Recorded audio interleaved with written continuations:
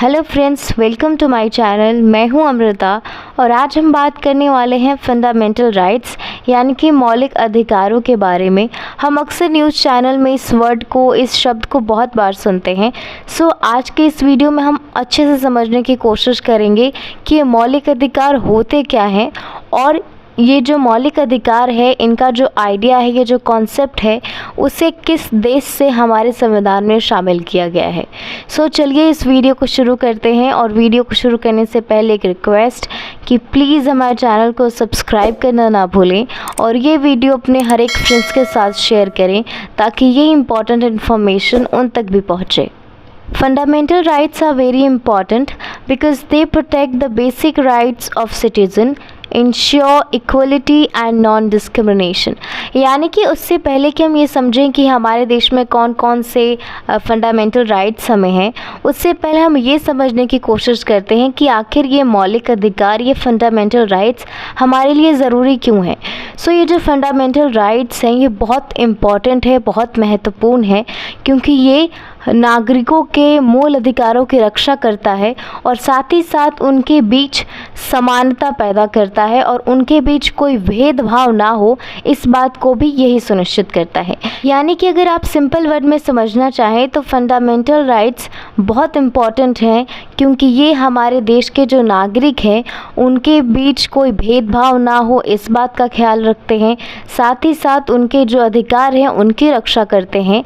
और इसी वजह से ये जो फंडामेंटल राइट्स है, जो मौलिक अधिकार है, इसे भारतीय संविधान का बैकबोन यानी कि रीढ़ की हड्डी भी कहा जाता है। Model for fundamental right has been taken from constitution of USA. यानी कि जो मूल अधिकारों का यानी कि फंडामेंटल राइट्स का जो मॉडल है, इसे संयुक्त राज्य अमेरिका के संविधान से लिया गया है। यानी कि अगर आपसे सीधे शब्दों में पूछ दिया जाता है कि क्या स्रोत है इस मूल अधिकारों का, तो वो होगा कि संयुक्त राज्य अमेरिका का संविधान। और ये जो फंडामेंटल राइट्स हैं उसे भारतीय संविधान के पार्ट 3 यानी कि भाग 3 में शामिल किया गया है। साथ ही साथ भारतीय संविधान के आर्टिकल 12 से 35 तक में इन मौलिक अधिकारों का जिक्र किया गया है। फ्रेंड्स, अब हम डिटेल में समझेंगे कि कौन कौन से मौलिक अधिकार हमें मिले हुए हैं। सबसे पहले मैं आपको बता दूं कि हमें टोटल 6 मौलिक अधिकार मिले हुए हैं। ये पहले आंकड़ा 7 हुआ करता था, लेकिन जो 7वां मौलिक अधिकार था, जिसे हम राइट टू प्रॉपर्टी यानी कि संपत्ति का अधिकार कहते थे, उसे हटा दिया गया है। यानी कि अब हमारे पास सिर्फ 6 मौलिक अधिकार हैं। सबसे पहला राइट है राइट टू इक्वलिटी यानी कि समानता का अधिकार। भारतीय संविधान में ये व्यवस्था की गई है कि जितने भी नागरिक हैं भारत के, वो एक समान हैं। यानी कि उनकी जाति के आधार पर, वो किस कास्ट के हैं, वो कहाँ पैदा हुए हैं, किसी भी चीज़ के आधार पर उनमें कोई भेदभाव नहीं होगा, वो एक समान होंगे। दूसरा अधिकार है राइट टू फ्रीडम यानी कि स्वतंत्रता का अधिकार। इस स्वतंत्रता के अधिकार के अंतर्गत हमें फ्रीडम टू स्पीच यानी कि हमें बोलने का अधिकार दिया गया है। हम जो भी सोचते हैं, अपने विचार को हम रख सकते हैं सामने। साथ ही साथ freedom to choose our profession यानी कि हम कोई भी पेशा, कोई भी व्यवसाय चूज़ कर सकते हैं। हमें डॉक्टर बनना है, हमें इंजीनियर बनना है, हमें कोई बिज़नेस करना है। यानी कि आपका जो भी मन है बिज़नेस करने का, जो भी मन है प्रोफेशन चूज़ करने का, आप उसे चूज़ कर सकते हैं। साथ ही साथ इसके अंतर्गत एक और अधिकार हमें मिलता है, जो है कि हम कोई भी संगठन बना सकते हैं, हम कोई भी ऑर्गेनाइजेशन बना सकते हैं। ठीक है। अगला जो अधिकार है वो है राइट अगेंस्ट एक्सप्लॉयटेशन यानी कि शोषण के विरुद्ध अधिकार। हम अक्सर न्यूज़ चैनल में सुनते हैं कि कैसे फैक्ट्रीज़ में बच्चों से काम कराया जाता है और साथ ही साथ उन्हें बेच भी दिया जाता है। ना सिर्फ बच्चों को बल्कि महिलाओं और पुरुषों को भी बेच दिया जाता है। शोषण के विरुद्ध अधिकार में ये हमें अधिकार मिला है कि किसी भी बच्चे से कोई काम नहीं करवाया जाएगा। ठीक है।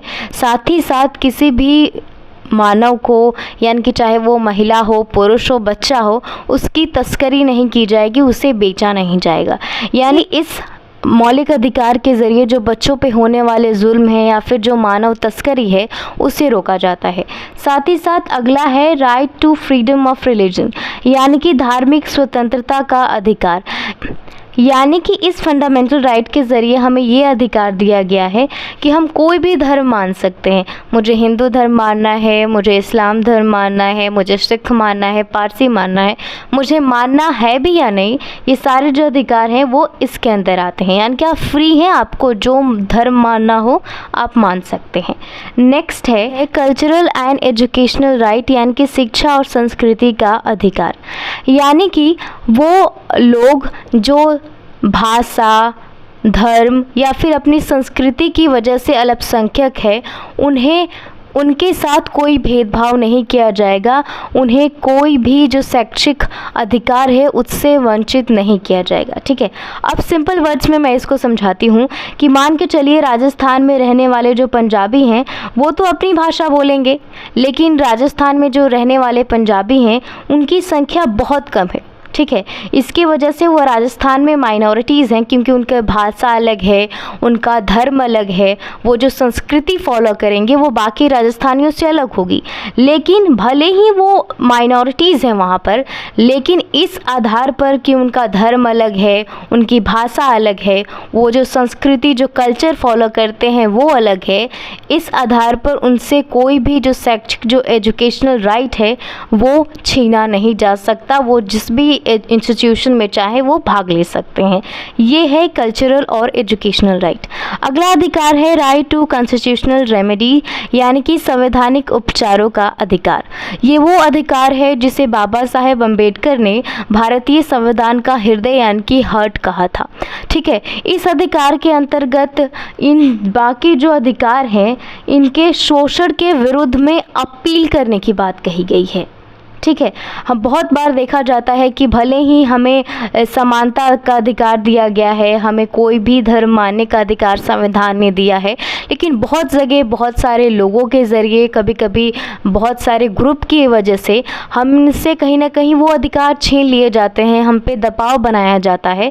सो ये जो राइट टू कॉन्स्टिट्यूशनल रेमेडी है, जो उपचार की जो अधिकार है, इसके ज़रिए हम सुप्रीम कोर्ट में या फिर हाई कोर्ट में अपील कर सकते हैं कि हमारे साथ ये गलत हो रहा है और हमें इसका सल्यूशन चाहिए।